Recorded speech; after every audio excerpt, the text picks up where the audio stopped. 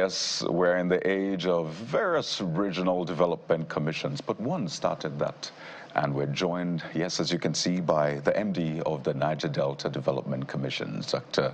Samuel Obuku. He's right here with us in our Lagos studio. Good morning and welcome to the Morning Brief, sir. Yeah, good morning. We had to bring you all the way to Lagos to have this very important conversation because the NDDC basically set the tone for other development commissions. So now we have other regions with their development commissions. Before we get into the work that the NDDC has been doing and hopes to do for the region, very important region, which we just had a conversation now, but about another thing, I'd like to start with the sports festival. It was a moment that other regions were looking at and saying, don't worry, we will do our own too. But the sports festival is over. We have winners. That all abandoned projects are completed. Yeah, so before you begin to talk about projects, I want to ask how much of the projects of the past is your administration of the NDDC absorbing? Because the Association of Project Managers just a day ago or so gave an account of the number of abandoned projects in the country, and the Niger Delta alone has 13,000. And of course, we cannot, separate that number from the number of abandoned projects under past administrations of the NDDC. So how much of that are you taking on? Well, you see, most of these projects, you examine them. As much as projects have been abandoned, you must also tell yourself the truth. It's not all you can do. Some of these projects were awarded through the budget. And by the Procurement Act, you know that the Procurement Act states that once a project variation is beyond 15%, then that project has to be terminated and be re-awarded. So you cannot also, because you have passion to finish this project, you want to go and carry on those projects. And some of these projects, mind you, they don't also reflect in our budget anymore. So if they are not there in the budget, you cannot also handle them. So as much as we have new projects, we're also trying to ensure that at least the legacy projects, those flagship projects of the NDDC, which our predecessors initiated, let us try as much as possible to finish those projects. Right now, we have some of them ongoing, like the Kaataba Bridge, which is a 1.2 kilometers long bridge, which we want to finish this year. We inherited that project at about, let's say, 50% of because the pillar, but we want to finish it by the ending of this year. It's a 1.2 kilometer, very long bridge. We want to finish it. Then we have the Okrika Burukri bridge, which where the contractors are also going back to site now. Some of these the contractors have been mobilized. They are going back to site, they are working. So we have a couple of them which we want to finish. But we agree that yes, a lot of projects were abandoned. But sometimes the public should also know that why were most of these projects abandoned. You also agree that NDDC has been one of the most tampered agencies in Nigeria, where you have frequent changes in the regime and the rest of them. So most times, due to interest, I call them political interests, people don't just want to allow the board to serve its full tenure. Everybody wants to be MD, everybody wants to be chairman, everybody wants to be ED, because they believe, the place is lucrative. With every little crisis, people try to even cause crisis amongst the directors, among the EDs, among the board. So the board has not really lived its full lifespan. This is the 7th governing board of the NDDC.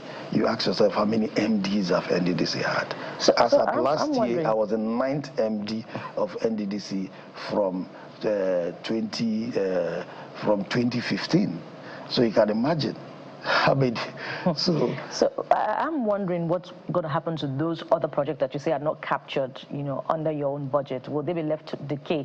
And we're just looking at our screen moments ago, a particular broad project that has been abandoned for a long time, and it looks really like an ambitious project. Perhaps you want to speak to both. The longest bridge in Rivers? Yeah. Yes, that is the Kaataba Bridge. That is what I said we're finishing. What do you call it? Kaataba Bridge. Okay, Kaataba. Yes, okay. It links 2 local governments in Rivers State.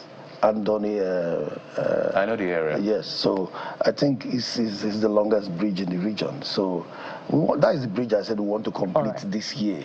So such projects are the ones that we're undertaking, because lots of funds have been expended in those projects, and we don't want to waste those kind of funds. So I wanted to find out from you, I'm happy you mentioned it, so let's just stay with it for a bit. The various changes tampering, NDDC, mostly being seen as a cesspool of corruption.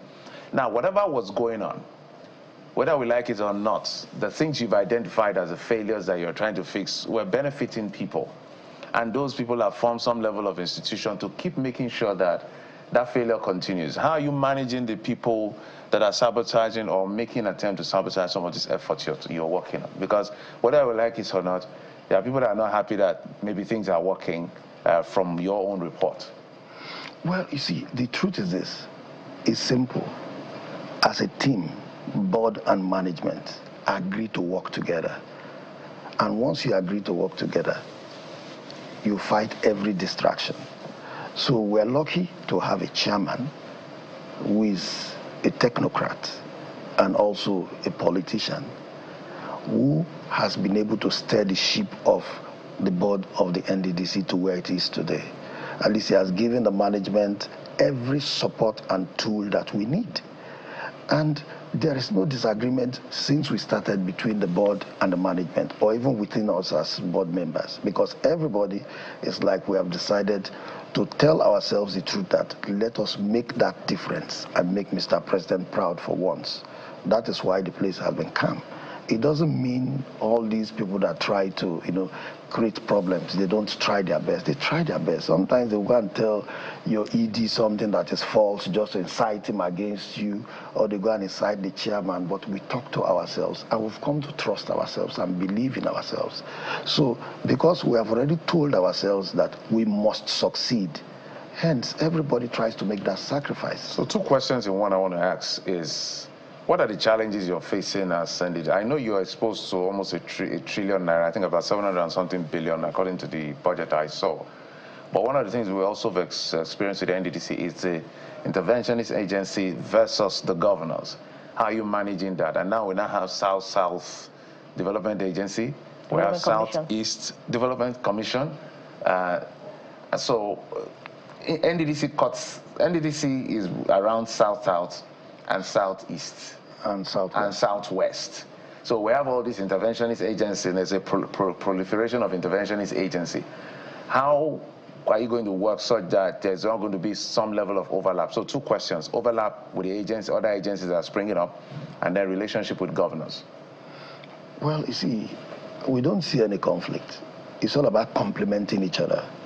NDDC is an interventionist agency playing a complementary role. Because the complementary role we play is, like, for example, the what is on your screen there, the Twasega Cottage Hospital, is a state government hospital. But because of our free medical health scheme we were to launch, NDDC renovated the school, the hospital, and furnished it with state-of-the-art equipment.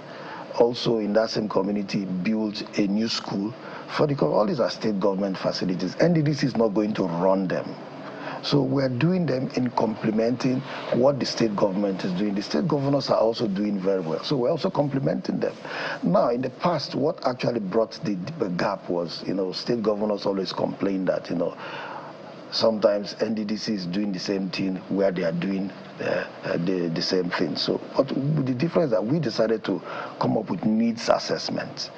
Most of the projects we do are based on needs assessment. We carry out needs assessment. So we don't just come up with projects that will not really impact on the people. If I have the time, I can speak on some of those things. But just to your question, I can assure you that there is not going to be any conflict. Even the new agencies, we can also partner with them to do things together. Whatever development we come up with will be for the benefit of the people. So partnership is the key word. We have decided to partner with state governments to also improve on development. So even the regional agencies that are coming up, we are willing to partner with them. And that's great to hear. Yeah. Speaking of the projects that you might want to mention, a lot of people want to know the East-West Road. What is going to happen with it? Is that something that you're also following to ensure that it's completed? Because it's been a very thorny issue. In fact, a pain in the neck for particularly the Niger Delta. That's on the one hand. Secondly, when Jeff was talking about forces that may be fighting against the work you're doing and the NDDC in general, there was a forensic audit that was done by the previous administration. And, it just sort of disappeared into thin air. And talking about the implementation now, is that something that you met on ground? Is that something that you are looking at as well? What exactly has happened to that forensic audit and the implementation of it? Well, I think, let me start with East-West Road. The East-West Road is not under the NDDC. It's a project that is under the Ministry of Works. But the NDDC has shown interest in it. Yes, we intervened at a point, especially while the construction was going and the road was so bad and it was impassable, especially the outer axis of it and even the Patani axis of it. NDDC intervened by ensuring that the roads were made passable for people, because that is our responsibility as an interventionist agency. So we did that to complement what the Ministry of Works is doing. We are all government, the same federal government. So we only intervened, but the project is actually under the Ministry of Works. Just like we intervened in the Auchi to Irua area of that road too. At least that place was not passable for so many years, over 5 years. But now cars are passing. NDDC, that we consider it intervention. We are not doing the full stretch. But whenever there is such challenges, we intervene. So, but coming to the forensic audit. The forensic audit. Well, I think part of it has been implemented. Like the forensic audit recommended that some of the contracts, many contracts should be terminated. And NDDC is actually following up with that. Those contracts that were terminated, we're not going back to them. Some of those contractors have come back to us, so we cannot go into implementing or paying for contracts that have been terminated by the forensic audit. So part of it has been implemented, but I think it is also the responsibility of the federal government to come up on specific areas where they also want to handle. And another part of the implementation to the forensic audit also recommended that NDDC should have a corporate governance structure, which is what we are doing with KPMG. And so those are part of the implementation. So we are looking at the key policies that will also make the institution healthy. So it is not just going to antagonize people. The part that will interest Nigerians is the former managers of the NDC who stole our money. We also want to know what the law is, because at the end of the day, I know that's not within your purview at the end of the day. So for what interests Nigerians beyond some of these recommendations you made is the fact that people stole money from the NDDC. People did. That is why the interventionist agent, which is why you're putting all this corporate structure to put checks and balance. What happens to those people? All the drama we saw at the National Assembly and the faintings and all of that, what happens to those people? I'm saying this because that is how Nigeria assesses transparency and accountability, not just fixing things and then people that are responsible for stealing our funds allegedly are left off the hook. So maybe that's a thought I would just like you to leave with in processing some of the implementation, maybe recommendation. Bukola. Yeah, go ahead and answer. Well, I think those areas are also being implemented. You know, the difference between the present administration and the previous administrations, you see that even the anti-graft agencies, they are working, but they are not doing media persecution.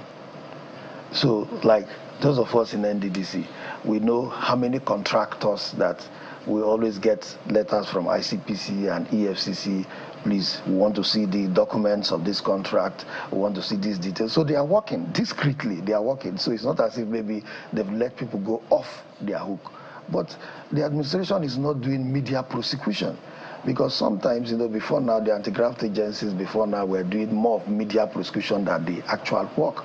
But I can assure you that sitting on the saddle, I know that they are doing so much, because every day we see letters. Sometimes our directors will also go and say their own part too. This person from this report, this is what. So it is being implemented, that I can assure you. The anti-graft agencies are working. We hope that, 500 billion naira of the nation's taxpayers' money can be accounted for. At some certain point, that was the amount that was being quoted in terms of monies lost to abandoned projects. But speak to, yet again, that important question about duplicity of functions with the creation of development commissions. Some would say they can understand the creation of a Southeast Development Commission, the creation of a Northeast Development Commission as a result of insurgency, maybe Northwest Development Commission. But a South-South Development Commission, when we already have the NDDC, is it not yet again a huge question mark on the delivery of the mandate of the NDDC in the past years, decades plus that it has been created? Okay, well, that is a very good question you asked. You know, people always confuse NDDC with South-South Development Commission.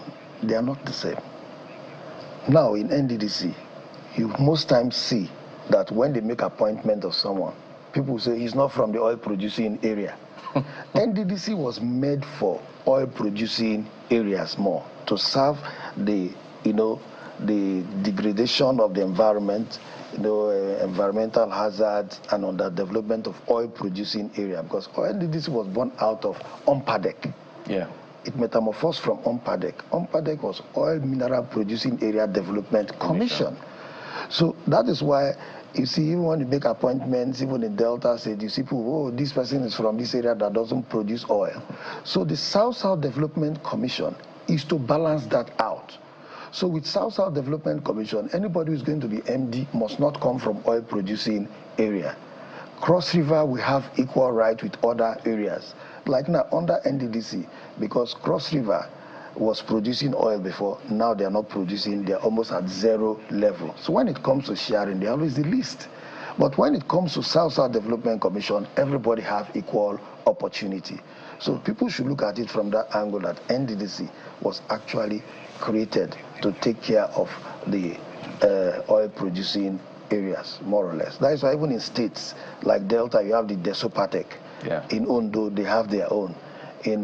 So you see that they're also looking at taking care of oil-producing areas. So if you now say South-South Development Commission should have been NDDC, then you would have seen agitation from oil-producing areas again. But they have similar development mandates. No, similar development mandate. That's but the point. One covers everybody. That's the point. Yeah. Deployment of funds to different commissions where government already has a huge wage bill, not just at the federal government level, but at the state government level. But development is development. The region is still in dear need of development. Well, there you go. So if we have multiple developmental agencies to also take care of the region, it's good.